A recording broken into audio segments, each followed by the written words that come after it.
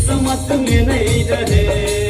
दिल ओकर से लगले भाई रे, ये किस्मत में नहीं रहे।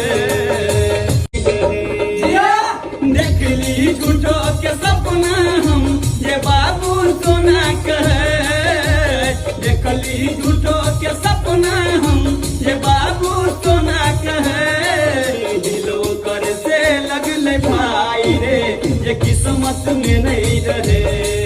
दिल ओकर से लगले भाई रे, ये किस्मत में नहीं रहे।